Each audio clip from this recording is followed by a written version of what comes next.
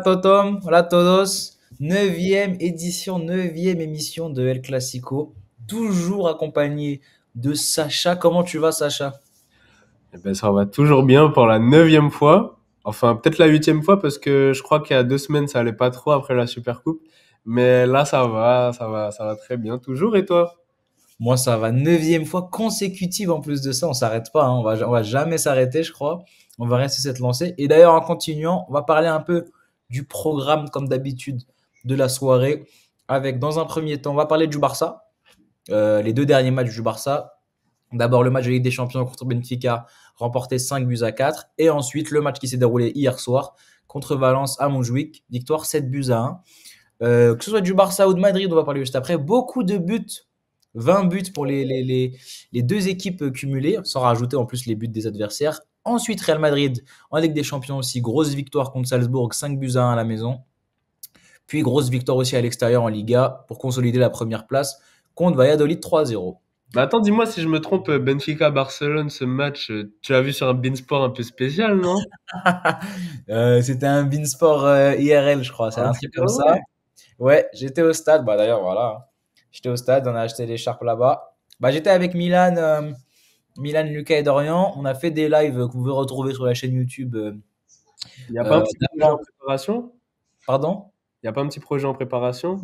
Ah oui, attendez, on a fait des lives Pardon. d'après-match et effectivement, il y a un petit vlog en préparation, une vidéo réaction de quelque chose, je ne dirai pas. Un petit vlog de voyage à Lisbonne. On est rentré vendredi soir, voilà, on est bien rentré. Voilà, on est content d'avoir vu ce match en vrai. Troisième sujet, la Liga. Est-ce un sommet impossible pour Barcelone? Est-ce une marche trop haute désormais en janvier 2025?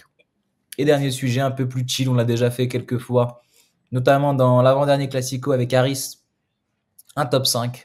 Cette fois-ci, c'est des top 5 des joueurs qui nous ont traumatisés. On a décidé comme critère de ne pas mettre de joueurs qui sont passés, en tout cas, qui nous ont traumatisés quand ils étaient au Barça ou au Real. Exact. Ça, sinon, ça aurait été trop simple. L'un aurait mis Messi et l'autre aurait mis des joueurs hors Real, évidemment. Donc, on va enchaîner tout de suite avec le Barça, comme on a dit. Benfica-Barcelone. Alors là, on a une très très grosse rencontre. J'entendais le mot historique à plusieurs reprises. Un match pour les livres d'histoire. Moi, j'étais au stade, comme tu as dit. Sacha, tu étais à la télé. Mais qu'est-ce que tu as ressenti? Qu'est-ce que tu as vécu? Bah, c'était un match de fou, hein, clairement, on va pas se le cacher, un match qui partait dans tous les sens. Pavlidis qui met un triplé en 30 minutes. En fait, c'est un match où on pouvait rien prédire. Voilà, Pavlidis qui met un triplé en 30 minutes. Le but de Rafinha. Chesney qui se trompe, alors sur le penalty qu'il provoque, mais surtout sur la faute qu'il fait sur Baldé. C'était un match qu'on pouvait pas prédire. On pouvait pas prédire qu'on allait assister à ça c'est clair. Et sinon, bah ouais, très beau match. Je vois, bon, les notes des joueurs de Benfica sont pas ouf à cause de la remontée qu'ils se sont pris. Mais sinon, ils ont fait un match quand même solide, hein. Je pense à Carreras, Oui. le joueur de la Fabrica, là. Gros match, hein. C'est la Ça va revenir, je crois, hein. première fois qu'un latéral, je pense, met autant en difficulté. Yamal, il s'en est quand même sorti. Mais j'ai pas en tête un latéral qui avait autant mis Yamal en Oui. difficulté. Donc c'est quand même à noter. Et ouais, bah, c'est super match. Et toi, t'en as pensé quoi depuis le stade?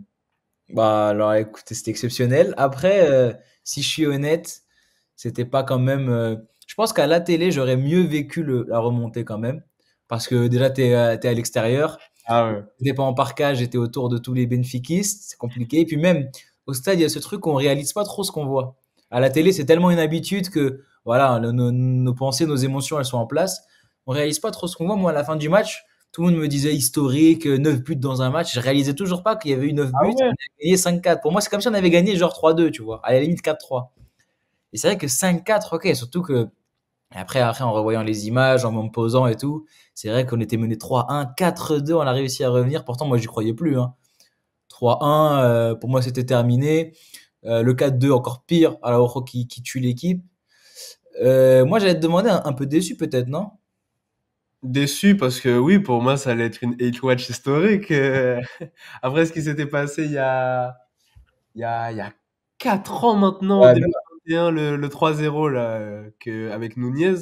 Après ça, moi, je me suis dit, on va revivre ce moment. Donc oui, un peu déçu évidemment, mais bon, faut quand même avouer, le Barça a eu ce supplément d'âme, comme t'aimes le dire. Franchement, le but de Rafinha, le dernier, est complètement dingue. Le gars, il a couru pendant 95 minutes, il arrive, il court encore, il te dribble Carrera justement, comme si c'était un plot, puis il finit premier poteau. Je peux que respecter quand même. Tu parlais du match d'il y a 4 ans. C'est vrai que c'est un stade où le Barça est un stade et une équipe en qui le Barça a du mal à jouer généralement. Bon, le match l'a confirmé encore une fois. Mais c'est vrai que cette fois, il s'est passé quelque chose d'inhabituel. Le Barça a fait son retour et en Ligue des Champions. J'ai l'impression quand même là que le Barça nous montre qu'il peut gagner des matchs dans toutes les situations possibles. C'est-à-dire quand le match est facile, le Barça le gagne. Quand le match est compliqué, le Barça va aller le chercher. Ils peuvent remonter les situations et ne pas se faire remonter. On l'a vu contre le Real, là on le voit contre Benfica, on peut remonter les situations. Euh, j'ai aussi pas mal entendu parler de victoires qui te forment une famille, qui te forment un groupe et qui peut t'emmener jusqu'à la finale. Toi, tu es un peu un spécialiste des remontadas en Ligue des Champions, on va dire. Tu connais un peu cette compétition, pardon. Qu'est-ce que tu vois, toi? Qu'est-ce que tu analyses dans ce Barça avec cette victoire? Moi, je pense pas que ce soit cette victoire. Bah après, toi, tu me diras aussi, parce que bon, toi, c'est plus le Barça. Moi, je pense pas que c'est cette victoire qui fait que le Barça.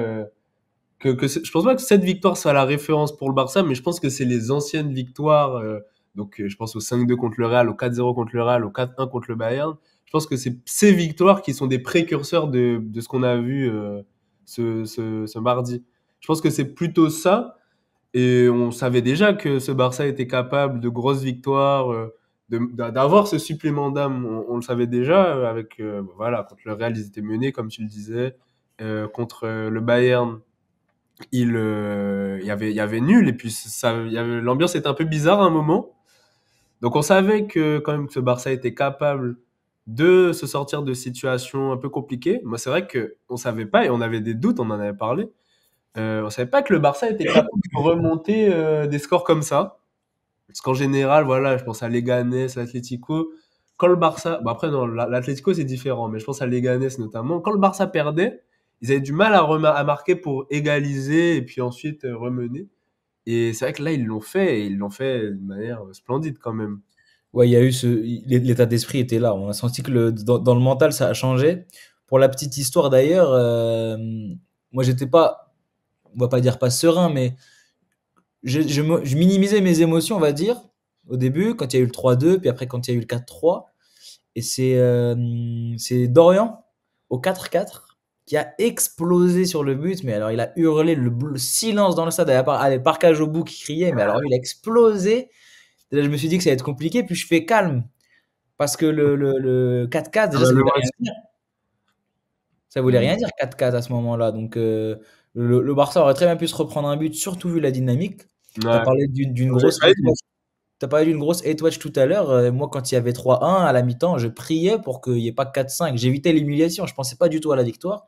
Je me disais, j'espère qu'on se fait pas humilier, justement. Bah tiens, Dorian est là, en fait. Ouais, bah Voilà. ouais. Dorian est là. Dorian est venu pour regarder l'émission. Le retour de la meilleure émission. Merci. Ça fait plaisir. Et ouais, je priais pour qu'il n'y ait pas une humiliation, en fait. Qu'on s'en sorte à 3-1, peut-être 3-2 et qu'on termine le match. Et c'est vrai qu'après, dans l'état d'esprit, quand je t'ai dit le 4-4, Dorian explosé, j'ai vu les joueurs tous sauter l'un sur l'autre, tout le banc est allé courir sur Eric Garcia. C'est là que j'ai compris, pendant que je faisais le calme, genre c'est pas fini, Mm. j'ai compris que le Barça, il y avait un truc qui s'est débloqué parce que si tu réagis comme ça au 4-4, c'est que c'était vraiment dur avant et que du coup que la tendance elle s'est inversée. Que mentalement c'est bon, tu peux aller gagner. Et après, bah, le 5-4, c'est un but pour le script, hein. C'est un but pour l'histoire, je crois, parce que tout est parfaitement calculé pour que ça fasse. Parce que De Jong, il vient dégager le ballon. On va parler de l'arbitrage après, hein. De Jong, il vient dégager le ballon. Il y a un rebond qu'un joueur de Benfica n'arrive pas à anticiper. Ça revient sur Ferran Torres qui laisse C'est la encore passe du rebondir. siècle. Ouais, qui laisse encore rebondir le ballon et qui fait la passe pile au moment. Mais alors là, la passe extraordinaire, comme par hasard. Rafinha, le crochet. Je pense que quand tu regardes l'action, c'est un des crochets les plus évidents de l'histoire. Mais Carreras, il tombe quand Ouais, même dedans. c'est vrai. Carreras, il tombe dedans alors qu'il a fait un match XXL. Et le but, contre-pied du gardien, fallait la caler entre les jambes de Carreras, fallait la mettre. Enfin, c'est vraiment le but du script. On dirait que c'était écrit.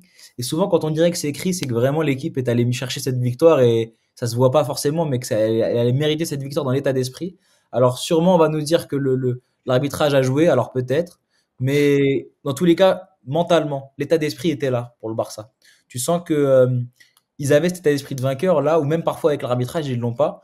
Et là, moi, j'ai trouvé ça, je trouvais ça grandiose. C'était un grand moment. Et du coup, sur le 5-4, comme Dorian a explosé juste avant, j'ai explosé aussi sur le cinquième but. Même avec les petits doutes de l'arbitrage, je me suis dit, profite, on sait jamais. S'il valide le but, au moins, t'auras kiffé sur le moment. Donc, j'ai explosé. On va faire un petit focus sur les joueurs, à moins que t'aies quelque chose à redire. Euh, Moi, j'ai envie de parler à quelqu'un là. Je sais pas si tu me vois. Monsieur André Di Maria. Je vous ai jamais vu rater une occasion comme ça. Normalement, c'est le joueur sérénité. On sait pas ce qui s'est passé là, tout seul. Mais carrément, je célébrais déjà. Tout seul, on lui fait la passe. Il a une moitié de terrain pour lui. Alors déjà, il arrive à se faire rattraper. Qu'est-ce qu'il a dit là? Oh là là. Oh là là. Non, mais alors là, Non, mais je vais en les reparler. mauvaises foi, Je vais te bon, reparler après, Di Maria. Mais j'ai déjà un peu parlé avec Axel. Si tu veux, on en parle après, mais moi, j'ai pas changé d'avis, hein. Sur non, mais on va en l'arbitrage, parler quand sur même un le petit match, peu mais parce sur que l'arbitrage en général, ça m'a pas fait changer on va d'avis. en parler un petit peu quand même à la fin parce que je pense que c'est quand même quelque chose à dire. Mais continue ce que tu dis sur Di Maria. Donc, Di Maria, déjà, tu te fais rattraper. Tu te fais rattraper alors que tu as une moitié de terrain pour toi. Et puis après, tu fais une frappe nulle comme ça devant Chesney qui fait un des pires matchs de sa carrière. Je sais pas, j'ai pas suivi la carrière de Chesney. Mais j'espère pour lui. Non, c'est n'importe quoi. En plus, il doit être le 5-4 à ce moment-là. Orchness aussi m'a raté un truc qu'il doit jamais me rater. Orsnes, Vous, je c'est vous moins grave dirai. quand même. Parce que Ouais, Orsnes, oui, oui, oui. Koubarsi, il fait un vrai retour. Et puis c'est Orsnes, quoi. Voilà, c'est pas Di Maria. Mais Di Maria, en tout cas, je n'oublierai pas. Non, mais surtout que moi, déjà Di Maria rentre. Il était incertain pour le match, là, il rentre. Moi, grand fan argentin dans l'histoire. Je me dis, mais c'est le retour de la médaille. Il va venir éteindre tout ce que j'ai construit, tout ce que j'ai bâti. Et il loupe. En fait, ça a été mon meilleur allié dans toute l'histoire de sa carrière, en fait. C'est Ça a une été tout le temps dinguerie. mon meilleur allié. En fait, le truc de Chesney, c'est à ce moment-là que Chesney, il est fort. Parce qu'il est vraiment mauvais à la relance et quand il faut sortir. Là, en face à face, quand il n'a pas besoin de bouger comme ça, quand il n'y a pas de joueur du Barça qui est rentré dedans, il est là, il fait le taf. Ça fait plaisir. Là, ils ont loupé deux gros face à face. C'est là aussi que tu perds des matchs, hein. C'est en loupant des gros ratés comme ça. Comme je t'ai dit, on va faire un petit focus sur les joueurs du coup avant de parler de l'arbitrage et changer de match. On va prendre un peu plus de temps sur ce match parce que bah, vu le côté quasiment historique de ce match, on est obligé. Commencer par Benfica, ouais, Carreras, incroyable. Incroyable. On en parlait tout à l'heure, je suis d'accord avec toi. Alors, je sais pas comment on prononce son nom. Sheldrup, Sheldrup, Sheldrup, Sheldrup, Sheldrup. Sheldrup, gros match aussi. Bon Mais match les aussi, deux là, ouais. ils sont forts depuis un moment. Et Carreras, t'en parlais tout à l'heure, bah, c'est l'un des seuls, si ce n'est lui, qui a réussi dans un match à contenir la Yamal. Ouais. Donc, exceptionnel. Malheureusement, il se prend le but à la fin. C'est lui qui provoque le penalty aussi sur Mais, Yamal. Et à un moment, il se fait mélanger sur Yamal. À un moment, alors là, il s'est fait éteindre. après, la dernière action, c'est vrai, t'en as parlé, effectivement, t'as raison. Mais je pense qu'il y a. C'est plus Rafinha qu'on doit féliciter parce que les deux ont couru pendant 95 minutes. Ce crochet-là, je pense que Ouais. tout le monde le prend après avoir joué comme ça. Donc, c'est plutôt Rafinha à féliciter quand même. Non, ouais, c'était exceptionnel. Carreras, Carreras, on peut rien lui Le but d'Eric reprocher Garcia, vraiment. non, il a mis un commentaire là. Moi, je sais pas, je crois que je regarde pas vraiment du foot, hein. La passe de Pedri, elle est belle, ouais. Pour moi, c'est tout. Ouais, Non, j'ai non, rien. non, je comprends ce qu'il veut dire. Oui, c'est plus la passe de Pedri en fait. Même l'action découle un peu d'un truc. La passe de Pedri qui arrive pile sur la tête. Non, le but est beau, c'est vrai. Après, peut-être qu'ils l'ont fait un peu beaucoup. Ah, il avait dit un truc. Non, Zinzin, Le Barça a eu un bête de mental malgré tout après début de gag, un triplé de Pavlidis. Attention, ils arrivent à revenir. Franchement, chapeau.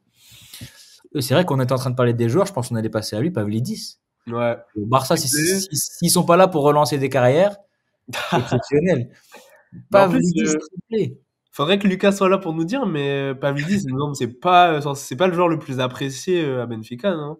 Bah, je crois que c'est compliqué parce qu'il y avait Actor Koglu qui l'a joué ailier droit. Normalement, il joue neuf, il me semble. Et là, Mhm. il a fait quelques mauvais matchs ces derniers temps et du coup, il a préféré mettre Pavlidis. Et comme je crois qu'il n'y a pas de Di Maria, il a quand même mis Actor Koglu ou quelque chose comme ça. J'oublie peut-être un joueur, mais c'est quelque chose comme ça. Et là, Pavlidis. Bon, après, quand on peut relativiser le triplé, t'as, ok, le premier but, rien à dire, Carreras, la transversale d'Araujo. Après, t'as un penalty et t'as le Chesney versus Baldé. Ouais. Tu marques, mais c'est quand même un triplé en Ligue des Champions. Ça doit être horrible la sensation de mettre un triplé et de perdre le match comme ça. Ah ouais. Ah, vraiment, ça doit être ignoble. Ça me rappelle Eli Wahi, je crois. Il y avait un truc comme ça. Il a mis quadruplé, il finit Ouais, par ouais, perdre je le me match. souviens. Hmm.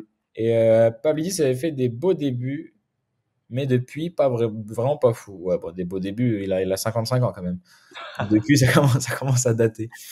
Quelque chose à dire de plus sur les autres joueurs? On a parlé un peu de Di Maria tout à l'heure. Je pense que vraiment les gros joueurs, c'était Pavlidis, Sheldrup, Carreras. Et Là, après, au Barça. après, on peut enchaîner ouais, avec le Barça du coup. Je pense qu'on va commencer par le gardien de but. Wow!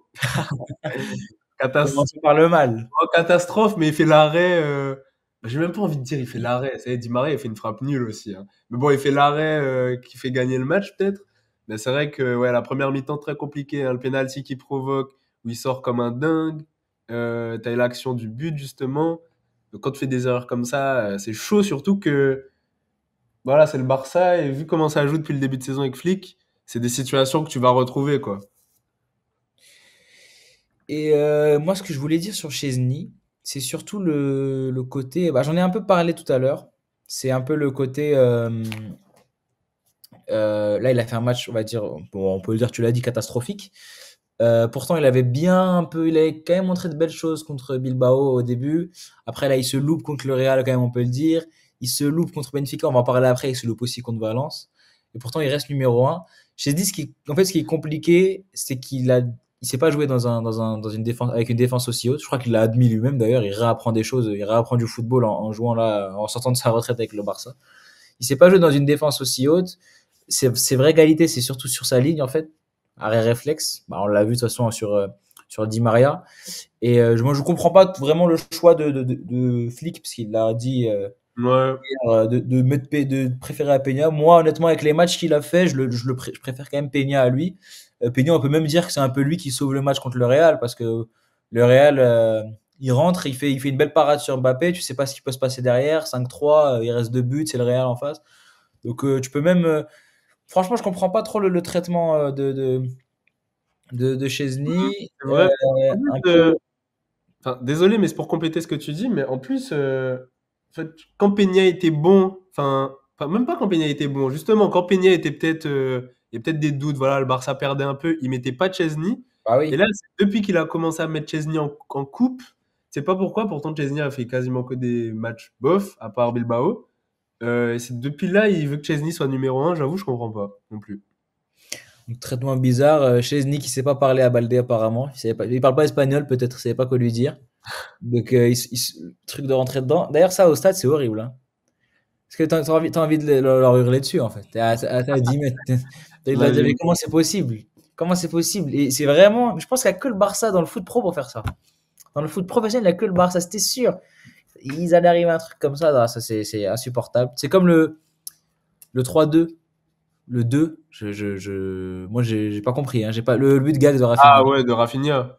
J'ai même pas vu le but, je crois, hein, pour Ah te ouais? dire. J'ai juste vu Lewandowski courir vers les cages, aller chercher le ballon. J'ai même pas vu le but et c'était vraiment le flou au stade. Personne n'a compris. Et J'imagine. compliqué. On va parler un peu de la défense du Barça parce que tu te prends 4 buts, mais il y a de très belles choses quand même. J'ai pas eu tellement l'impression qu'il y avait des très belles choses, Ah hein. ouais, pas satisfait d'un match de Baldé, par exemple. Euh, bah plus offensivement. Pour moi, Baldé offensivement, c'est tout ce qu'il y a de bon à retenir. Sinon, pour moi, la défense plus Chesney, c'est troué, hein, ce match-là. Après, si on doit refaire un peu plus le match, il y a quand même eu Benfica qui attaquait beaucoup. Ils mettent le 3-1, ils posent le bus, on va dire logique quand même à ce niveau-là, quand tu gagnes 3-1 contre le Barça. Et donc, ce qui a fait que ça a laissé beaucoup d'espace derrière, surtout qu'à un moment, chez Flick, il fait les changements Ferran Torres et Fermin pour Koundé et Baldé. Donc, tu te prives de latéraux pour faire entrer des offensifs et jouer avec une défense à 3 parce qu'il y avait Eric Garcia. Donc, j'ai quand même trouvé que à ce moment-là, c'était quand même assez solide. Tu as quand même deux face-à-face, Orsnes, Di Maria, mais à part ça, c'est quand même assez solide. Tu as réussi à ne pas te faire prendre dans le dos, alors que Benfica, c'était l'équipe pour. Donc, évidemment, tu te prends 4 buts, c'est compliqué. Puis, il y a un contre son camp d'Araujo qui va, je pense, cet été faire ses bagages pour le pays qu'il souhaite. Non, mais ça commence à être insupportable. Araujo, c'est En fait, on s'en est rendu compte là, surtout hier soir. On va en parler un peu le match contre Valence, mais il a pas du tout de relance. Et il a pas cet esprit à la Koubarsi, Inigo et même Eric Garcia. Je préfère la charnière Koubarsi, Eric Garcia. Déjà, tu forces Koubarsi à jouer à gauche. Là où Koubarsi, c'est plus un central droit, mais bon, là, on va voir que, en fait, il en a rien à faire, Koubarsi, je pense. Mais non, là, contre son camp, tu plombes l'équipe. En plus, le contre son camp, il est pas du tout obligatoire parce que derrière, t'as Chesney et derrière, t'as Koubarsi derrière encore avant de Ouais, trouver c'est un vrai. joueur de Benfica. Donc, c'est vraiment une erreur d'abruti.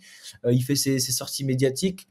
Alors, oh, moi, ça commence à être compliqué. Et si je dois prendre une take, alors je sais pas si elle est haute ou pas, mais je prends une take et pour moi, ça part cet été. Il y a Jonathan Tah qui va arriver. Bah, tu le bouges cet Après, été, il tu a prolongé, là. Tu oublies qu'il a prolongé. il a prolongé, mais il a une clause pour cet été. Il n'y a pas resté longtemps. À mon Ok. avis, il va partir. Surtout que là, si Flick reste, parce que Flick aussi doit prolonger, tu vas jouer avec une défense qui joue le ballon. Qui va jouer, on va en parler vraiment maintenant là, du match contre Valence, mais c'était primordial une défense qui joue ballon, une défense qui a la main mise sur le ballon. On a Eric Garcia marque dans le match d'ailleurs, ça montre bien à quel point.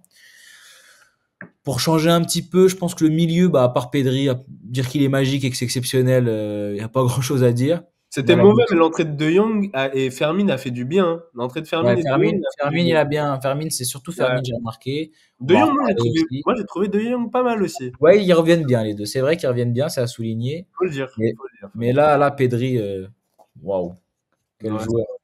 Quel joueur Pedri, qu'est-ce qu'il est fort. Après, Euh, moi, je l'avais trouvé encore meilleur contre les Ganes et Retafe. Bah, après, c'est pas pour dire que. Retafe? Si, Retafe, il a été bon aussi. Non? il est bon tout le temps, hein, je sais pas si tu me racontes. Ouais, ouais. Mais je pense parler plus de l'Atlético, peut-être. Parce que, ouais, l'Atlético, c'est son match pour moi. Là, j'ai trouvé bon, mais j'ai déjà trouvé meilleur.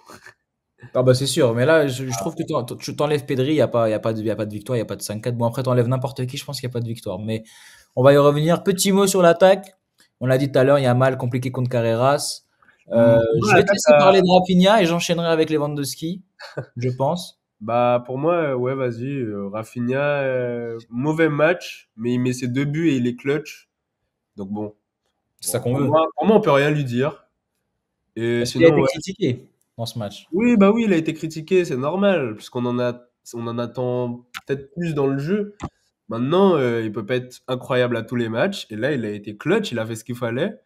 Moi, voilà, je peux pas lui en vouloir. Je peux pas lui dire qu'il a été mauvais, en tout cas. C'est ce qu'on souhaite, de toute façon. Et puis, faut le marquer, le dernier but, comme tu as dit. Ouais, Il va faut faire bien la un course. attaquant comme ça, hein. Il va faire la course à la 96e.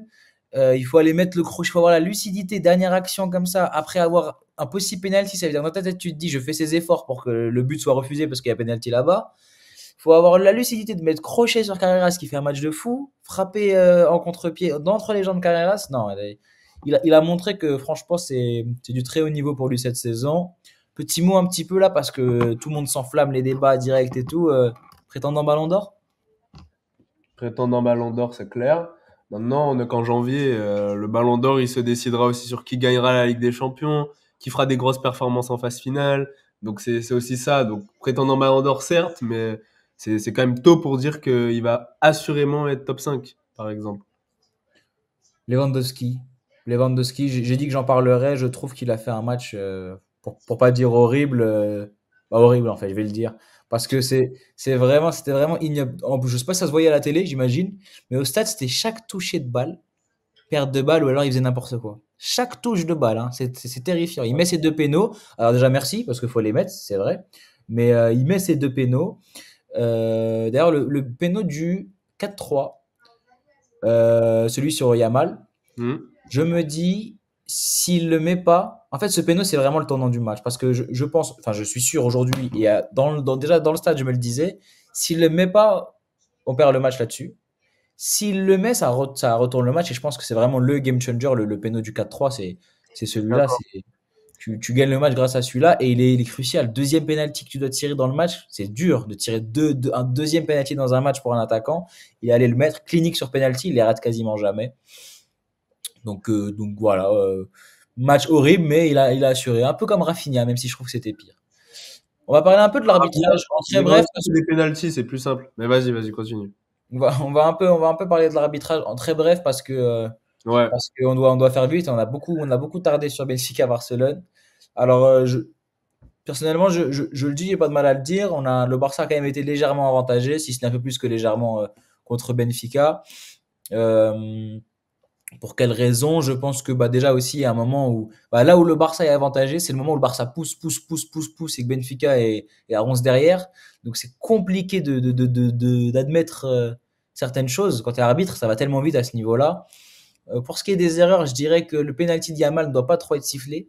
C'est dur de dire ça après avoir dit que c'était un game changer. Parce il y a faute au départ de l'action. Ça, je l'avais pas vu en plus. Faute au départ de l'action. Si on parle juste de la faute en elle-même, pour moi, il y a faute tous les jours de Mm. Carrera, ça, il n'y a pas de souci. Mais faute au départ de l'action quand même. Et après, je tiens à dire attention. Le penalty, les possibles penalty à la fin là sur Fiorentino, je crois que c'était. Ou pardon si je me trompe, il me semble que c'était lui. Ouais, c'est ça, je crois. Eh ben, pour moi, oui, tu dois le siffler si t'estimes déjà de base qu'il y a faute sur De Jong. Pour moi, il n'y a jamais faute de De Jong, pardon. Il n'y a jamais faute de De Jong au départ de l'action parce que le penalty découle d'un coup franc. Pour moi, il n'y a jamais faute de De Jong. Il prend le ballon. C'est limite un tacle propre. Alors peut-être, oui, qu'il lève un petit peu la jambe sur la fin de son tacle. Mais de là à en donner une faute au milieu de terrain, je trouve ça quand même très sévère, sachant qu'il prend le ballon quand même un mètre avant. Donc tu peux pas lui dire grand-chose. Et j'ai l'impression quand même que, je sais plus c'est qui, je crois que c'est Sheldrop, non je crois pas, il sort. Je sais plus qui c'est, mais il tombe quand même C'est bien avant. Carreras. C'est Carreras. Ouais, il tombe quand même assez avant le fait que De Jong lève sa jambe. Donc je trouve ça quand même... Et je sais qu'il y a la règle de quand le joueur il tombe avant le contact, simulation, bah logiquement tu n'attribues pas la faute. Et là je pense que c'est le cas. Voilà, petit mot sur l'arbitrage madrilène. Madrilène. L'appel madrilène, c'est ton nom. Moi, mon avis a pas changé là-dessus. Le Barça, pour moi, a été avantagé ce match-là. A été avantagé. C'est relatif. C'est pour moi le Barça, voilà. Et pour moi, j'aurais sifflé le penalty à la fin. Maintenant, ça ne retire rien à la performance du Barça. Et pour moi, ça change pas le fait que le Barça peut-être est avantagé. Ok, c'est pas un drame, c'est tout. Le Barça a vraiment mérité sa victoire. Et c'est tout. Ça fait pas que le Barça, ça y est, c'est l'équipe de la Ligue des Champions. C'est l'équipe payée par l'UEFA. Enfin, que l'UEFA paye. Non, attends, qu'est-ce que je raconte? Non, On c'est paye l'équipe payée par l'UFA. l'UEFA, oui. Moi, ça change rien là-dessus. Et on ne devrait pas en faire tout un plat. Voilà. D'accord, merci Surtout beaucoup, que Benfica Sacha. a bien été avantagé contre Monaco. Ils ont Qu'est-ce moins que tu pleuré. dis? Benfica a été avantagé contre Voilà. Monaco. Ils ont moins pleuré. Voilà, ils sont punis. Voilà, on va dire ça comme Voilà. ça. On va passer au deuxième match. Je pense que les matchs de Ligue 1, on va aller assez vite fait parce que Ah, parce que là, on a pris 30 minutes sur. déjà, et puis il y a plus trop d'enjeux selon moi en Liga. Je pense que le Real va aller la chercher. Ça Bah, m'étonnerait que. On va en parler, Garcia. c'est vrai, on doit parler. J'ai oublié, pardon, on verra, on verra. Allez. Je retire, je pense pas. Grosse victoire du Barça, 7 buts. La dernière fois qu'on a mis 7 buts, c'était Valladolid. Bah, là, c'est les deux lanternes rouges du classement, La étonnamment. dernière fois qu'on a mis 7 buts, c'était en 2018. Étonnamment, lanterne rouge, enfin 19e, bah on les a étriés, il n'y a pas grand chose à dire, c'était un récital. Je pense que déjà à la 20e minute, il y a déjà 4-0, ou un truc comme ça, 30e, il y avait déjà 4-0. Donc, ce que j'ai remarqué, je pense quand même que c'est la naïveté défensive de Valence qui a joué. Mais je pense que c'est pas involontaire non plus. J'ai vu que on avait beaucoup de. Comment dire, attendez, je refais ma phrase. La défense du Barça avait beaucoup le ballon, alors que dans un match comme ça, tu peux très bien faire jouer tes milieux, tes attaquants. Là où le Barça, même d'habitude, euh, construit beaucoup plus haut. Là, j'ai remarqué que la défense avait beaucoup de ballon et attirait le bloc adverse. Et je me dis, est-ce que c'est pas quand même une partie du remède trouvé contre les blocs bas? Parce que le Barça a beaucoup de mal contre ces blocs bas en Liga. Est-ce que c'est pas le problème? Sachant que si tu trouves le remède à ces blocs bas, bah, tu vas peut-être retrouver de la constance en Liga parce que c'est ça qui manque au Barça, c'est une constance en Liga. Et donc, à part ça, pas grand chose à dire. Je suis content de cette solution qu'on a trouvée. Je pense quand même que Valence a été très naïf défensivement. C'est une équipe quand même très naïve. Et sinon, à part ça, pour faire un vite débrief, bah, gros match de tout le monde. Fermin, ça fait plaisir, il revient au niveau. De Jong aussi, ça fait plaisir. Rafinha qui continue de planter, Lewandowski qui a planté, Ferran Torres en super sub vraiment pas mal. Chesney est totalement fou. Mais sinon, à part ça, bah, très gros match. À souligner, comme je disais, Garcia Koubarsi, très très gros charnière centrale. Je préfère Garcia Koubarsi à Lauro. Bah, on va pas y rester longtemps, mais moi aussi, je vais un peu donner mon avis là-dessus. Moi, je pense que le fait d'avoir, et peut-être un peu malgré lui, le fait d'avoir fait un petit peu tourner, d'avoir mis Lopez, Fermin, De Jong, Torres et Garcia, c'est ça qui, je pense, a bénéficié au Barça. Parce que voilà, le fait que cette équipe, du coup, soit peut-être un peu plus imprévisible, tu vois, avec des joueurs qui jouent pas, qui sont pas toujours titulaires en Liga et des joueurs qui ont faim, ça a fait que Valence savait pas peut-être comment approcher aussi défensivement cette équipe. Donc voilà, c'est bête, mais le fait que tu changes, que tu plus Pedri et que voilà, tu sais que voilà, en général, tu joues Barça, tu sais que ça va passer beaucoup par Pedri. Bah là, le fait que ça aille un peu dans tous les sens, voilà, déjà première action, c'est De Jong qui monte et qui te met un but sur un centre de Yamal. C'est quelque chose auquel Valence s'attendait pas, je pense. Sinon, tu as parlé de Eric. C'est vrai que dans ce match-là, comme tu l'as dit, la défense a été super complémentaire et ça a été parfait, ça s'est bien passé. Mais moi, j'ai un avis sur Eric Garcia. Pour moi, c'est un mauvais joueur. Pour moi, c'est un mauvais défenseur. Bon avec le ballon, bien que pour moi, bon avec le ballon, Eric Garcia, ça fonctionnera contre Valence, mais je pense pas que ça fonctionnera contre le Bayern, déjà, je pense. Et sinon, moi, défensivement, je le trouve très mauvais. Et je me souviens que quand il jouait pas mal en 2021-2022, surtout, il provoque beaucoup de pénaltys. Des trucs de cons, des tirages de maillots, des trucs cons. Je me souviens qu'il provoquait beaucoup de pénaltys et je sais pas si ça a changé, j'espère pour lui. Mais moi, j'ai pas un avis très favorable sur lui. C'est vrai. Après, il y a quand même eu la saison 23-24 où il fait Avec une très bonne Gérone, saison avec Gérone. Et là, j'ai quand même l'impression qu'il continue sur sa bonne lancée du match contre Benfica. Donc, assez satisfait de lui pour l'instant. Je pense qu'on va le garder quand même en backup. Même s'il y avait des rumeurs comme quoi il partirait cet hiver, j'ai pas l'impression qu'il va partir, à moins qu'on ait reçoive une grosse somme. Mais je voulais te parler d'un petit truc oui. avant d'enchaîner. Là, le Barça, depuis janvier, depuis le retour de trêve hivernale, on est quand même, je pense qu'on peut l'admettre maintenant, on a retrouvé un Barça du début de saison 2024-25 avec un gros début de saison, beaucoup de buts et des matchs contre les grosses équipes où tu vas gagner, Benfica, le Real, etc. Est-ce que quand même, plus en plus, pardon, le fait que cette fois-ci il y a de la rotation, parce que je sais pas si tu te rappelles, mais d'ailleurs durant les derniers classicos, j'ai beaucoup critiqué l'anti-Flick et sa gestion de la rotation. J'en ai parlé à plusieurs reprises. Flick avait énormément de mal à gérer la rotation, que ce soit avant ou pendant le match. Là, quand même, j'ai l'impression qu'il apprend de ses erreurs. J'ai envie de le dire, même, il a appris de ses erreurs. Il fait beaucoup tourner ces derniers temps, que ce soit avant, même pendant le match. Parce que là, quand tu regardes l'équipe du Barça, c'est quasiment l'équipe B, hein. C'est un mélange entre la A et la B, côté Barcelone. Donc, est-ce que pour toi, ce serait pas le remède du Barça pour avoir cette constance et peut-être terminer la saison en trombe? Bah moi déjà, je suis pas totalement d'accord avec toi sur le premier point. Je trouve que le Barça de là de maintenant, moi je trouve pas que ce Barça ressemble forcément au Barça du début de saison. Alors c'est vrai que t'as encore des gros scores. Ouais, voilà, t'en as quatre du coup. T'as battu Valence, Betis, Real et T'as Benfica. 4 matchs où tu mets minimum 5 buts.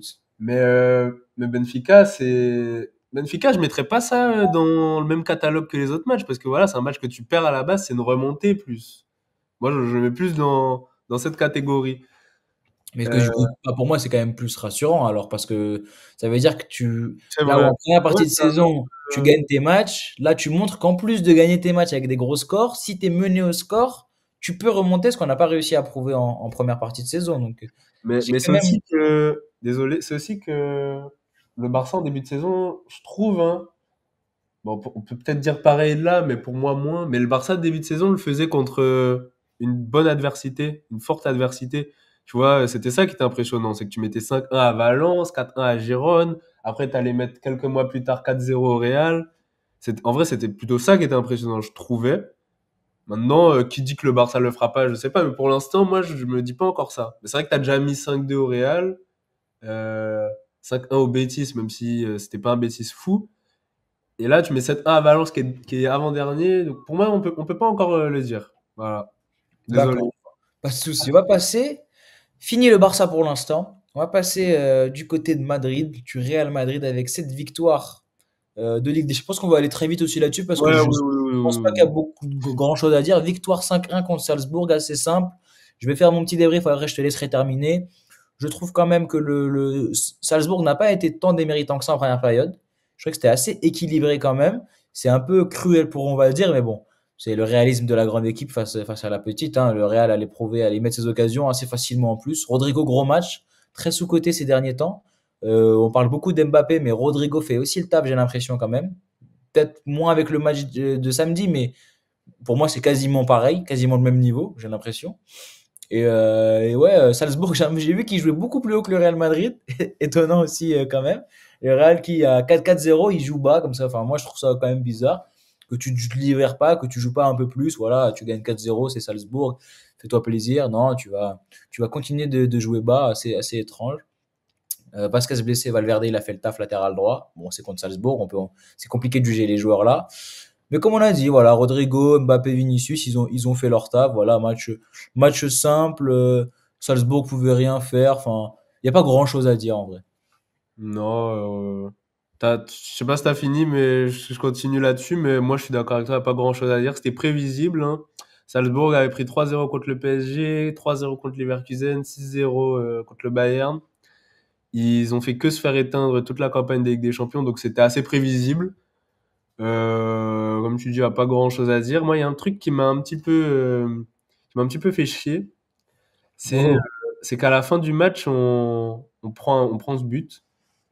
Et beau ça but, hein. paraît. Comment? Beau but en plus. Beau but, mais but qui était évitable et ça paraît, comment dire? Ça paraît être rien qu'on prenne le 5-1 comme ça parce que ça nous arrive combien de fois que dans un match, ça y est, on pense enfin, on a gagné, on se laisse prendre un but comme ça. Mais là, ce but-là fait que on aurait pu passer devant le Bayern à la différence d'arbitrage. Enfin, oula, Deux buts, différence deux buts, deux d'arbitrage. buts. Oula, la Oh, lapsus. Oh là là. on aurait pu être à égalité avec le Bayern à la différence de but. Là, du coup, on l'est pas. Et c'est quelque chose de bête, mais ça nous arrive tellement souvent que ça commence à être chiant, surtout qu'un clean sheet aurait fait du bien. Alors, ça l'a fait du bien plus tard, mais on va en parler. Et voilà, sinon, il n'y a pas grand-chose à dire sur ce match, comme tu l'as dit, hein. Bonne performance de l'équipe. On va enchaîner avec. Ouais, en vrai, il y a pas grand chose à dire. Peut-être parler un peu de la suite de la Ligue des Champions. Bah, c'est rassurant de gagner comme ça. Le prochain match, tu vas te rapprocher quand même des huitièmes places qui sont cruciales. Ouais, mais après, je le sens pas, là, le match contre Brest, hein. Ah ouais. Je le sens grave pas. Dans tous les cas, il me semble que vous êtes qualifié à plus de 80% dans les 24. Oui, Donc, oui, si, si, si, on va se qualifier dans les 24. Maintenant, le top 8, je pense que c'est mort. Là, il y a faudrait essayer de 2% hein, pour le gratter. top 8. Dans tous les cas, même avant le match contre Brest, il y a 2%, je crois. Donc, Ouais, bon, faudra gratter un top 10, top 11 peut-être. Puis on verra hein, comment ça va se passer. De toute façon, c'est on ça, peut hein. avoir un Real Barça en huitième si vous gardez ce positionnement là. Ouais, je crois. Mais on va pas garder ce positionnement. Ouais, on verra. J'espère bien parce que nous, c'était Bayern, Real, PSG ou Celtic Glasgow, je crois, un truc comme ça. Donc, on n'a pas envie que vous gagnez ce positionnement. Hein. On va enchaîner avec un match du Real qui était quand même, je pense, plus important pour vous. Valladolid de Real Madrid, triplé de Mobutu. Le Match assez Sénégal. simple aussi, lanterne rouge de Liga, pas grand-chose à dire non plus, mais quand même souligner la performance d'Mbappé. Bah, moi, plus que souligner, ce que j'ai envie de dire, et c'est en fait ce, pour moi, avant qu'il vienne, c'était vraiment le point positif qu'il apporterait, c'est de StatPad. C'est un joueur qui puisse être décisif à beaucoup contre ces petites équipes-là. Parce que souvent, les Ligas, et même à l'époque de CR7, en fait, alors c'est vrai que les matchs contre le Barça, on les a pas toujours gagnés. Mais moi, je trouve que la plupart du temps, on perd les Ligas sur des matchs comme ça, en fait, sur des matchs contre des petites équipes. Et encore plus avec cette génération-là qui n'avait pas son joueur qui te met des 40 buts par saison. Parce voilà, on a Vinicius, Bellingham, Rodrigo, mais c'est des joueurs qui ils peuvent te faire un match sans marquer, que c'est pas grave. Le fait que Mbappé arrive et qu'il puisse mettre des triplés dans ces matchs-là, ça nous fait énormément de bien quand même, faut le dire. Donc j'espère qu'il va continuer. Il l'a fait, voilà, là, il a enchaîné 2 fois contre Las Palmas et Valladolid. J'espère qu'il va continuer. Sinon, il y a autre chose, c'est le clean sheet. Parce Oui. que, bon, Tu mouillé la centrale en plus. c'est vrai, on avait fait un clean sheet contre Mallorca en Super Coupe d'Espagne. Sinon, le dernier clean sheet en Liga, je sais même pas, il remonte à quand. Bah, ça doit être contre Gérone, pour dire. C'était déjà le Peut-être cas. les Ganes avant, non? Et 3-0 aussi. Mais les Ganes, c'était plus ancien, hein. C'est Ça plus, date. plus ancien que Gérone? Ouais, ouais, ouais. Donc, ça fait quand même un moment dans tous les cas. Donc, ça fait du bien, ça aussi, voilà. Ouais, bah, t'as quand même tout dit. Après Mbappé, c'est vrai, je trouve qu'on s'enflamme quand même un petit peu sur lui là. Attention. Ouais, c'est vrai. Pour l'instant, c'est bien, hein, il fait ce qu'il doit faire, il fait peut-être même un peu mieux que ce qu'il doit faire, mais faut voir dans les gros matchs. J'ai vu Valladolid, bon, je vais pas critiquer Valladolid parce que contre nous, ils ont joué n'importe comment, on leur a mis 7, mais quand même très très ouvert défensivement. Même c'est pas trop en bloc bas, hein, j'étais pas trop quand même reculé. J'ai vu, ils ont tenté quelque chose, ils pouvaient en mettre un de temps en temps quand même. C'était pas si horrible que ça. Ils auraient peut-être mérité au moins un but, mais encore, le Real mérite largement sa défaite, sa victoire, pardon. Victoire, ouais. Et petit mot aussi sur Ceballos. Ceballos qui, depuis quelques matchs, fait le taf quand même, voire même un peu plus Chaîne, ouais. aussi. C'est vrai que là, en plus, il profite de la blessure de Kamavinga et du fait que Tchouaméni joue central. Et c'est vrai que j'ai même pas envie de l'assumer, mais en fait, je pense que parce que voilà, tu sais déjà ce que je pensais l'année dernière avec Kroos, et je disais que au début de saison qu'on manquait pas forcément de Kroos, mais c'est vrai que là, le fait, en fait, ce que Ceballos fait de bien, c'est qu'il remplace un peu ce que Kroos faisait. Voilà, techniquement, d'être le C'est régular. toujours loin de Tony Kroos, mais dans l'idée, c'est ça. Bah, ouais, puis après, ça va, Kroos, c'est pas Messi non plus, hein. De dire que sur quelques matchs, Ceballos s'approche de son niveau, c'est pas dire une folie non Quand plus. même, hein. Oui, C'est c'est du pas Kroos. Kroos, mais dans le rôle et dans le niveau peut-être de ce qu'il propose, il s'en approche. Voilà. En tout cas, c'est le rôle qu'il utilise. Voilà, et ça fait du bien quand même. J'espère que ça te dérange pas qu'on ait parlé très vite fait de ces matchs du Real. Pas du tout. Il n'y avait pas grand-chose à dire. On a dit, de toute façon, Clairement. il y a 25, 26 ou 27 buts, je sais pas, accumulés des 4 matchs. C'est des matchs que les deux équipes ont géré, entre guillemets, sauf pour un match à la limite, mais le reste c'était géré. On va passer avec le sujet du jour. Alors, Barcelone mal embarqué en Liga, est-ce que le Barça peut le faire ou est-ce que c'est impossible? Je pense qu'on va aller assez vite aussi là-dessus. On va chacun donner notre avis et passer à autre chose, à moins que quelqu'un veuille répondre à l'autre. Je vais commencer, je vais prendre la main quand même. J'en ai déjà un peu parlé tout à l'heure. Je pense que pour moi, le Barça, c'est mort. C'est mort la Liga. En tout cas, même si ça ne l'est pas, il faudrait plus se concentrer. Je sais que c'est compliqué à dire, mais il faudrait plus se concentrer sur les matchs de coupe, Ligue des Champions et Coupe du Roi. Je sais que c'est compliqué parce que ça se joue à rien, hein, et sur un match, tu peux te faire sortir. Mais quand même, on a assuré face aux Betis. Là, on vient de taper Valence 7-1. On va les rejouer chez eux. Ce sera pas 7 buts, mais on va les rejouer. Et je pense que ce sera pas non plus compliqué. J'espère avec ce qu'on a vu contre Valence qu'on va garder quand même cette constance, cette régularité, que Flick a compris que faire tourner, c'est un peu la clé de la constance. C'est quand tu reposes, quand tu fais tourner. Je vais faire un parallèle avec le tennis, mais en ce moment, le meilleur joueur du monde au tennis, c'est Yannick Sinner. Et, il est très, très constant, très, très régulier. Il perd quasiment pas un tournoi depuis l'année dernière. Pourquoi? Parce qu'il se repose énormément entre les tournois. Il vient de prendre l'Open d'Australie, son troisième grand chelem. Et là, il y a le Masters 1000 de Rotterdam, et il y va pas. Il se repose, il se préserve. Il pourrait y aller sûrement le prendre, mais il se préserve pour pouvoir jouer les autres titres. Et bah, c'est ce que le Barça doit faire un peu à l'image de Yannick Sinner. Il faudrait reposer quelques joueurs. Et là, ça a été très bien fait ces derniers matchs, même depuis le début de l'année. Donc, je suis content. Maintenant, je pense qu'il faut garder un œil sur la Liga, même si pour moi, elle est morte. Se concentrer, comme j'ai dit, sur les matchs de coupe, sachant que là, en plus, avec le match contre Benfica, bah, tu peux totalement renverser la vapeur en Ligue des Champions et pourquoi pas aller la chercher. J'ai vu Valverde m'a tué. Hein, j'ai vu, j'y tiendrai pas attention. Mais je pense pas que le Real, avec 7 points d'avance, ils vont bottle ça, ils vont fumble ça, je sais pas comment dire, ils vont choke. Ça m'étonnerait. Je pense que le Barça, peut-être finir deuxième, ça je pense, je suis sûr. L'Atlético, ça fait un moment qu'ils font que de choke là, ces derniers matchs là, 2 matchs de suite, je crois. Bon, en tout cas, c'est poussif. Donc je pense pas que l'Atlético va garder cette deuxième place comme on l'avait prévu en début de saison. Mais ça m'étonnerait que le Real rate ça.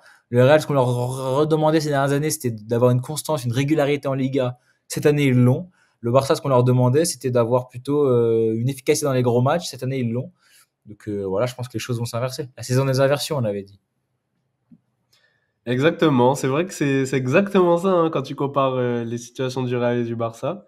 Euh, je sais pas si c'est mort, même si j'ai envie de le dire quand même. Mais en fait, c'est surtout que si le Barça prend cette Liga-là, en tout cas, ce sera vraiment un champion inhabituel. C'est pour ça qu'on a envie de dire que c'est mort. Oui, voilà.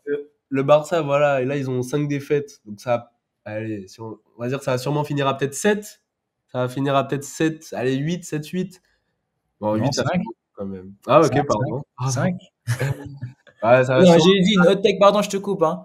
Hot Vas-y. take sur Twitter, le Barça ne perdra pas un match de l'année 2025. On va faire Ah, un c'est truc vrai, historique. c'est vrai, c'est vrai. On ne perd pas un match cette année, je le prie.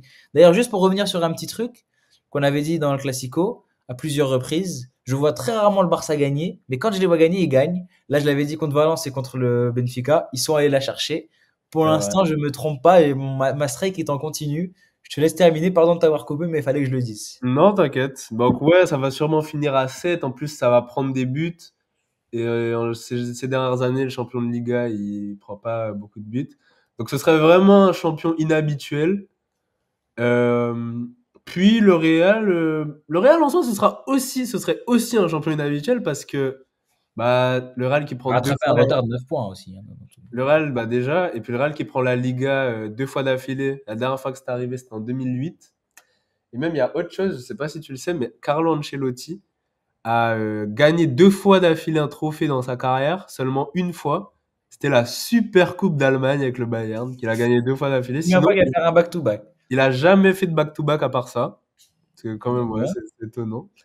Et donc, ce serait son deuxième de sa carrière. Donc, ouais, le Barça, ce serait compliqué. Pour moi, c'est compliqué. Mais ça va se battre pour la deuxième place avec l'Atlético, sûrement, on va dire. Ouais, même ça, je pense que le Barça va quand même aller chercher cette deuxième place. Oui, quand Ah, même. si on perd aucun match de 2025, on prend la Liga, je pense, dans tous les cas. Donc, à moins qu'on fasse beaucoup de matchs nuls comme la Juve, on finit par prendre la Liga.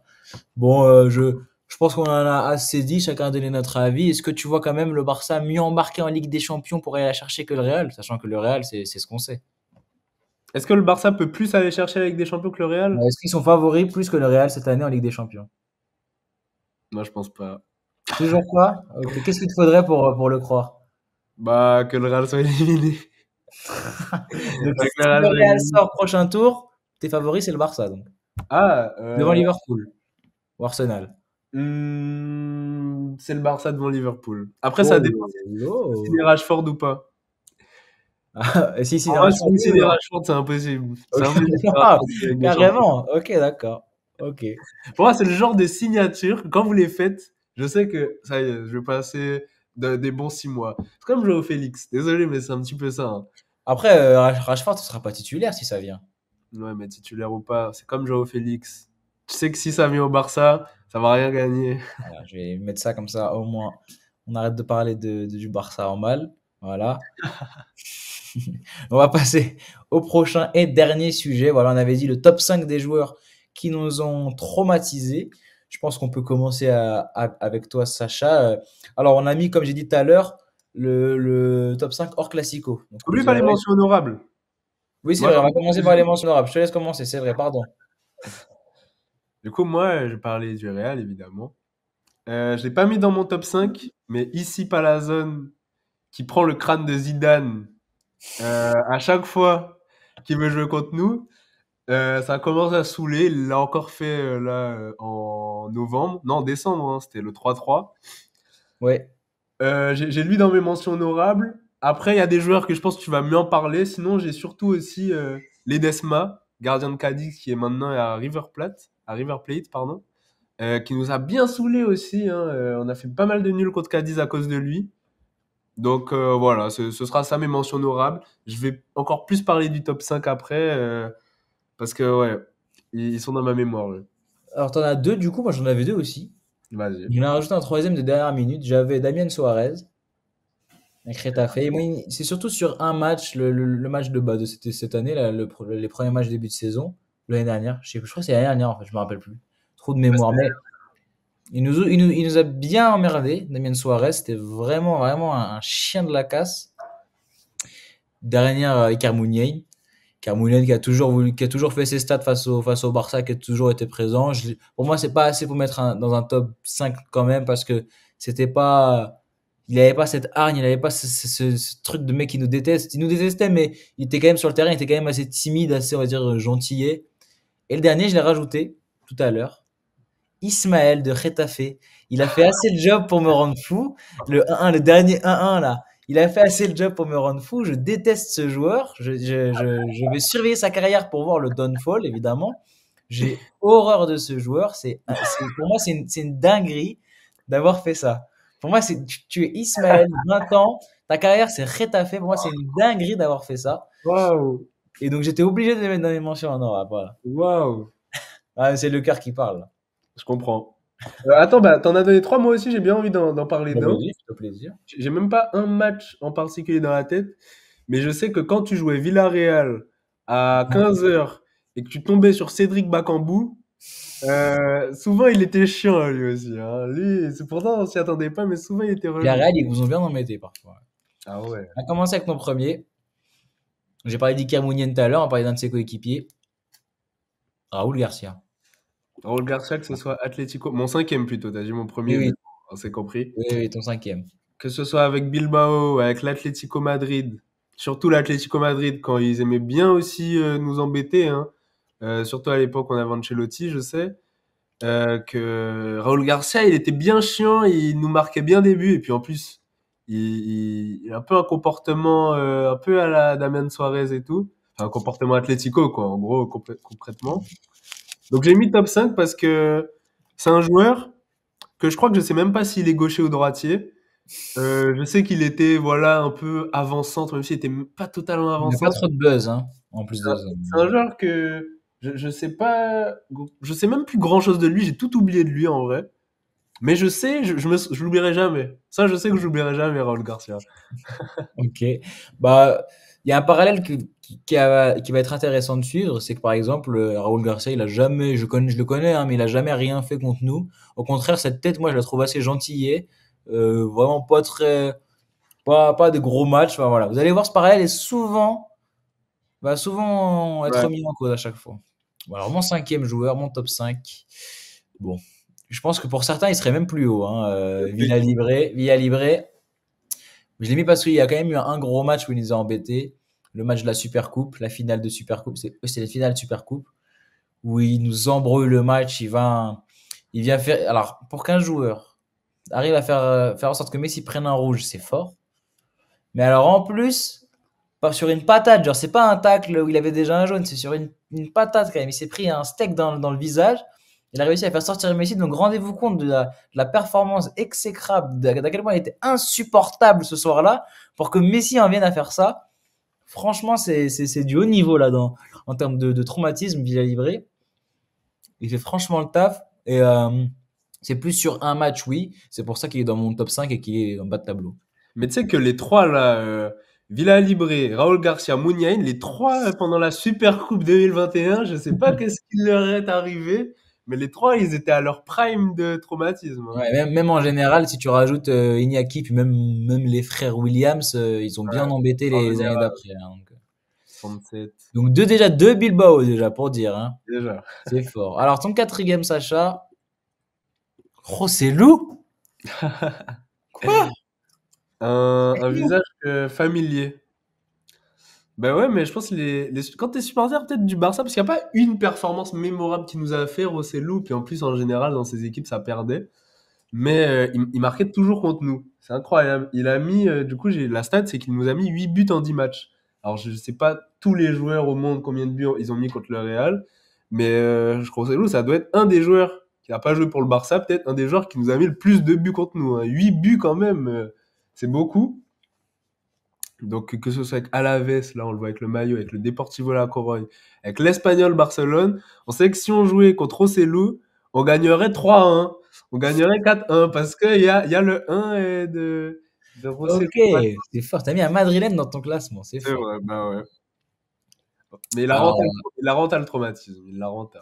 ouais, bah oui, ouais, il l'a bien remboursé. Ouais. Mon quatrième joueur. Alors, je sais pas si tout le monde va l'avoir. Dites-vous, j'ai carrément. Il s'appelle Aaron. Comment il s'appelle déjà? J'ai carrément oublié son prénom, son nom de famille, Escandel, pardon. allez voir là. Escandel, Aaron Escandel, exactement. Moi, Gardien de Grenade. Il joue aujourd'hui au Oviedo, pour vous dire, en deuxième division, il me semble. Gardien de Grenade, alors c'est sur un match en particulier, un peu comme Villa Libre. C'est le match 2021, quart de finale de Copa del Rey 2021. Il gagne 2-0 Grenade et dans les 2 dernières minutes, on arrive à égaliser 2-2 après la prolongation. Sur le match, il se prend 5 buts. Mais alors sur les 90 minutes, juste avant le but de Griezmann, il était injouable. C'était insupportable. C'était Neuer Prime. J'étais obligé de le mettre lui parce qu'il fallait que je mette quand même un petit gardien à un moment donné. Voilà, lui m'a vraiment marqué. Je pense à ce match, je pense à lui. Il m'a rendu fou. Il a fait le match de sa vie. Alors, on va pas trop tergiverser dessus parce que voilà, personne ne le connaît trop, c'est pas un énorme gardien, mais il a vraiment fait le match de sa vie et c'était écœurant. Il m'avait écœuré à un niveau où j'ai jamais vu ça sur un grand gardien. C'est le gardien qui m'a le plus écœuré dans un match, je pense. Ah ouais? Ben Ah merci vraiment, ouais. beaucoup, Aaron. Ah vraiment, Aaron Scandell, très très fort. Troisième joueur pour Sacha, on rentre dans ton top 3 là. Déjà, obligé, Chukwueze. obligé de le mettre. Chukwueze, dans les dernières années, c'est le joueur ultime qui déteste le Real. Je suis Alors content qu'il soit déjà, parti à Milan alors. il a quand même réussi à marquer contre nous un match amical. Ah, même là, ouais, même là. Ouais. Euh, Qu'est-ce que j'allais dire? Alors déjà, faut savoir que c'est un peu lui qui a mis Marcelo à la retraite. Le match de Marcelo où il s'est fait éteindre dans sa dernière saison, où après on l'a quasiment plus vu, c'est Chukwueze, il y avait eu 0-0, c'était à la Ceramica. Il avait éteint, il n'avait pas marqué, mais il a bien profité l'année dernière, l'année d'après du coup, en 22-23, il nous a mis 4 buts je crois, hein. Il a marqué en Coupe du Roi contre nous, en Liga, et il nous a mis un doublé ensuite en Liga au Bernabeu, je sais pas si vous vous souvenez. Euh, Avant la défaite au Classico, c'était la dernière défaite du Real au Bernabeu. Ça remonte. On avait perdu 3-2 contre Villarreal. Chukwueze nous avait mis 2 buts de fou, ça te dit rien? Pas trop, mais bon, Il nous ça a fait mis un, plaisir à entendre quoi. il nous a mis un but où il a tué Nacho et puis un extérieur, pas un extérieur, un enroulé de l'extérieur de la surface. Donc, ouais, je t'oublierai pas, Chukwueze. En plus, il a encore réussi à marquer contre nous cet été. C'est vraiment pour dire la hate. Il marque jamais, mais contre nous, ça y est, Magnifique. il va nous Quel trouver en joueur. amical pour marquer. Non, Je vais voilà. enchaîner avec mon troisième. Chukwueze, ouais, pour le Barça, ça va. Il a marqué, il a fait quelques trucs quand même. C'était pas n'importe qui, mais ça allait. C'était pas comme toi. Ça va pas dans un top 5, quoi. Mon troisième joueur, je pense que tu aurais pu le mettre dans ton top 5 aussi, honnêtement. Tu n'as même pas parlé dans les mentions honorables. Alanium. Qu'est-ce qui Ok. était insupportable. J'aurais même pu mettre le 11 de Retafe, voire Bordalas hein, dans cette troisième position parce que c'est insupportable. Mais alors lui, il a tout. Il a le caractère en plus où il vient provoquer, il vient rendre fou, il est hargneux, il est catcheur, il a tout de mal. On va dire, c'est les mauvais côtés de Gavi, les mauvais côtés de Vinicius cumulés un peu. Il a rien de bon, insupportable. Je pense que l'image qu'on a en tête aussi, c'est le Fati. truc sur Ansu Fati exactement. Qu'est-ce que tu as dans la tête pour aller faire ça à un gamin qui a rien prouvé encore. Enfin, je veux dire, c'est quand même fou. Comment dire, cette non-humanité qu'il a, je sais pas comment en parler, mais on dirait que c'est un fou dans sa tête. Mais en plus, Insupportable. désolé, je te coupe un peu sur ton truc, mais en plus, Niom, il est vraiment nul au foot. Alors, j'ai l'impression qu'il est vraiment dans un club de foot juste pour faire ça. Mais bah Alors, oui, ça le fait rentrer quand ça sait que les fins de match, faut perdre du temps. faut se battre. Ouais, voilà, faut se battre et que ça va plus trop jouer au foot. Alors, mais il est vraiment exécrable au football. Ah ouais, non, c'est insupportable. Mais un truc de fou. Ton top 2 là, on rentre dans le lourd du lourd. Ah, Moi, je pense déjà, que mon top 2 si on suit un peu le Barça, facile. il est prévisible. Franchement, en plus, ils sont pas sortis avant, donc c'est forcément eux. Toi, ton top 2 c'est un peu plus puriste, Ouais, plus ouais. hipster. Deuxième joueur, C'est vrai un peu plus puriste, peut-être parce que j'étais plus jeune, donc ouais, je sais que je les Diego oublierai pas, Alves. que je les ai toujours pas oubliés. Diego Alves, gardien de Valence pendant de nombreuses années. Bon, je vais peut-être je vais pas en parler non plus énormément, mais c'est l'ennemi de CR7, l'ennemi de Cristiano Ronaldo. J'ai des souvenirs. Il nous a arrêté des pénaltys, on marquait jamais contre lui. Non, Diego Alves, c'était quelque chose. Comment il aimait pas trop le Real. Et il aimait pas non plus tant que ça le Barça, hein. Ça t'a peut-être pas marqué, mais en général, ça va avec les deux. Ils aiment bien être forts contre les deux.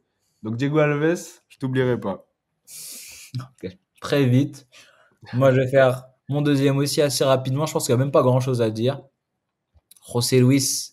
José Luis Moraes, il était insupportable. Contre vous aussi, mais alors contre nous, c'était 15 fois plus. Il était là pour nous embêter. Il marquait des triplés. Des fois, il y avait des matchs et on perdait 5-4, on gagnait 4-3, on perdait 4-3 parce qu'il était tout le temps là. Ah ouais, j'avais oublié ce match-là. Mais il est fou. Quand vous étiez invaincu, non? Ah, il y a celui-là, ouais, où il est dingue. Là, il nous gâche la série. il est dingue de son niveau qu'il a contre le Barça, c'est affolant. Il m'a dégoûté des soirées, je dormais pas bien à cause de lui, des matchs sous Luc de Jong, des matchs sous Xavi, je dormais mal. Il m'a rendu fou, surtout qu'à un moment, du coup, je suivais quand même Levante légèrement en classement parce qu'ils étaient toujours bas. Levante relégué. Merci, enfin, on est tranquille. Et dans la foulée, il signe à Villarreal. Je voulais me mettre une balle. C'était insupportable. Il allait pas nous lâcher. Et en plus, il a marqué contre nous, je crois, quand il signe au Ouais, Villarreal. ouais, ouais. Il Bah, ne Marc, lâchera jamais. Là, si, il a re-signé à Levante. Ils sont en deuxième division. On peut souffler cette année. Il sera pas là pour nous embêter. Mais waouh, comment il m'a rendu fou. Toute ma jeunesse, il me l'a gâché. Tout le temps, il était là pour m'énerver. Je te jure que c'est un cauchemar.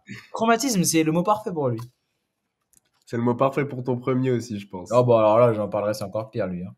Un petit mot sur Morales, parce qu'il vous a fait du mal aussi, quand même. C'est vrai qu'il nous a fait du mal aussi. Il a. Et puis même, en fait, c'est là aussi que tu vois le niveau de hate. C'est que même les matchs où tu gagnes 4-0, il est toujours là pour te mettre le dernier but. Et d'ailleurs, le match où Chukwueze nous met le doublé dont j'en parlais, on perd 3-2, mais celui qui met le but de la victoire, c'est Morales, hein. Donc, ouais, non, quand même aussi, il nous a bien fait chier, hein. Là, je pense qu'on va rentrer dans le lourd, le Ah top ouais. du top. Alors, je pense que le tien, il est étonnant. Je sais pas si un autre fan du Real aurait mis celui-là. En tout cas, le mien, il est évident. Donc, on va commencer par le tien, logiquement. Je pense Parle-nous, carrément. Je pense carrément. parle-nous de Kemina. Kameni, Kameni. Kameni. Je pense carrément qu'un autre fan du Real, il dirait pareil comme moi. Ah Kameni. ouais? Alors, si Diego Alves c'était l'ennemi de CR7, Kameni c'était l'ennemi de tout Madrid. Lui, bah, en vrai, c'est un gardien aussi, donc j'ai envie de dire c'est la même chose. Il nous arrêtait des pénaltys. Et d'ailleurs, il arrête un penalty en 2015-2016. Bon, j'ai pas envie de dire que c'est le penalty qui nous fait perdre le titre, parce que c'est quand même en février qu'il l'arrête. Mais je crois qu'à ce moment-là, on peut passer devant vous. Ou c'est quelque chose. En fait, comment dire? Ce mauvais résultat, il nous a fait perdre l'avance qu'on était en train de prendre, le momentum, si je me trompe pas. Donc, alors c'est un des pénaltys qu'on reproche à CR7. Il n'y en a pas beaucoup. C'est un des pénaltys qu'on reproche à CR7. Bah, après, derrière, il y avait Kameni. Euh, c'est un mur, un mur. On peut rien faire. Moi, c'est lui le gardien qui m'a le plus dégoûté. Après, bon, si on parle plus récemment, c'est peut-être Ledesma. Mais Kameni, j'ai même pas. Pour moi, c'est plus fort sur un match. Tu vois, toi, tu disais pareil. Bon. Sur un match, c'est quelque chose. C'est plus fort que ce qu'on voit Courtois faire, que ce qu'on voit Neuer faire. Alors, c'est une dinguerie le niveau qu'il pouvait avoir sur un match, Kameni. Voilà. Top 5 quand même étonnant, hein. Moi, j'aurais pas pensé à ça pour le Real, vraiment. Moi, j'ai pas trop réfléchi, mais j'arrive pas à trouver Qu'est-ce que ces t'aurais mis? joueurs-là, je pense. T'aurais mis qui pour le Real? Bah, c'est ça que je suis en train de te dire, c'est que j'ai pas trop réfléchi encore, mais j'aurais pas trouvé ces joueurs, j'aurais pas trouvé Joselu, Chukwueze peut-être. Les deux gardiens, je pense pas. Raúl Garcia, je l'aurais pas eu, je pense, tu vois. Au moins Chukwueze, quoi. Mon top 1, Ton le top plus 1. évident de tous. Je pense que toute l'Europe le connaît à cause de ça, d'ailleurs. Il me fait peur. Rien que là, j'ai peur, là. Iago Aspas, tout gentil, tout crémeux face au Real.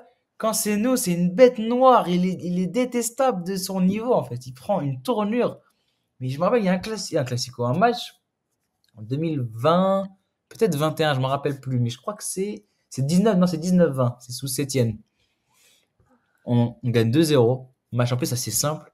Et je sais pas si c'est lui qui met doublé, mais il vient, il vient, il se donne tellement, ils arrivent à revenir à 2-2. Je crois qu'il met le deuxième but, c'est insupportable. Aspas m'a Je trop. sais pas si c'est de ça que tu parles, mais en 2021-2022, vous meniez 3-0 à un Ah non, moment contre eux. non, c'est sûr que c'est 19-20, moi. Ok, ok, pardon. Mais oui, ça aussi. Non, mais il y en a tellement à Aspas, c'est une folie. À quel point il me rend fou. Chaque match, il marque. Et même quand il marque pas, il est là, il est présent, il vient, il parle aux arbitres, il est hargneux, tu sens il a vraiment une hate contre le Barça. Et c'est un truc de fou d'être plus le même joueur à ce moment-là. Il me traumatise. Morales et lui, c'est un duo ils me font peur. J'attends juste leur retraite pour souffler. J'ai un poids sur le cœur parce que je sais qu'ils existent. Je sais qu'ils sont disponibles encore. Il peut se passer des trucs. J'attends juste qu'ils prennent leur retraite. Parce qu'ils sont vieux en plus. Maintenant, ils continuent. Bah, je parlais de Rossellou. Aspas, je sais pas combien de buts il a marqué contre le Barça, mais je Ouais, crois que ouais, c'est non. un bail de 14, non? On a dû mettre plus que CR7, je crois. Donc, pour dire la stat. Je crois qu'il y a vraiment une histoire comme ça en plus. Non, donc, non, mais franchement, là, moi, mon top 2, voire même mon top 3, je dors pas trop la nuit parfois quand j'y pense. Moi, ils me font peur. Ils te ruinent des soirées toutes faites. Tu joues Vigo, tu joues Levante, ça y est, tu gagnes le match. Et non, ils sont là, ils veulent pas te laisser faire. Enfin, t'as besoin de Luc de Jong qui rentre pour mettre sa tête pour ne pas perdre le match parfois. Enfin, non, mais c'était affolant. Et Voilà pour notre top 5 traumatisme. il y T'as a, quelque il y chose à dire? ouais, tu sais, je t'ai posé la question, toi, t'aurais mis qui pour le Real? Mais là, il y a un autre joueur auquel je viens de penser. Euh, Est-ce que Brian Zaragoza, il va pas commencer à rentrer un petit peu, Il lui, il va pas il lui- commencer à rentrer un petit peu dans les mentions honorables, au moins, là. il lui faut ce troisième. Ouais, mention honorable, en vrai, il rentre dedans, ok. Il faut Mais ce troisième match. il lui faut ce troisième match pour détrôner Villa Livré, quoi. Parce que, lui, c'est l'ennemi de C'est tous les vrai. deux, lui, hein. Ah, c'est vrai que lui, il nous déteste et là, ça commence à devenir relou, quoi. Parce qu'en plus, il se barre au Bayern, c'est fini. Et non, il revient après Ouais, et il nous souille encore une fois. Non, c'est trop. Franchement, c'est trop. C'est trop. Je déteste ce joueur maintenant, c'est bon. Il est trop rapide. c'est vrai. Mais Oh. que contre vous, c'est ça en plus. En fait, pour moi, Ouais, c'est ça. Pour moi, c'est ça le truc. C'est comme Chukwueze. Chukwueze, carrément, il y a eu des rumeurs pour qu'il vienne au Real. Il y a des supporters du Real qui ont cru qu'il était trop fort. Alors que c'est toujours que contre nous. Et là, lui, c'est ça, Zaragoza. C'est ça, en fait, l'histoire. C'est que contre vous. Sinon, on l'a jamais vu faire un bon match. je pense que ce top 5, on pourra aussi le faire avec les équipes. Parce que c'est Ouais, une remarque qu'on se fait souvent, c'est qu'il y a beaucoup d'équipes qui sont alors à leur prime, qui ont jamais joué ce football contre le Barça ou contre le Real, et en plus contre l'autre, c'est tout gentil et tout calme. Je pense notamment aux deux Séville, pour le Barça, où c'est toujours assez simple, on va dire, et le Real, c'est toujours des matchs compliqués. Ou alors, pour le Real, c'est toujours Valence un peu compliqué, le Barça, c'est plus facile. Enfin, il y a toujours quelque chose. Il y a toujours des équipes qui ont plus la hargne contre une des deux. Mais voilà, je pense qu'on a fait le tour. 1h10 de live. Merci à tous d'être là. Vous êtes encore trois là. Merci à tous d'avoir suivi. Merci beaucoup. Sacha d'avoir participé à ce live avec moi. Merci. Merci à la semaine prochaine surtout. La semaine Ouais. prochaine, la 10e édition d'El Clasico. On prépare des trucs.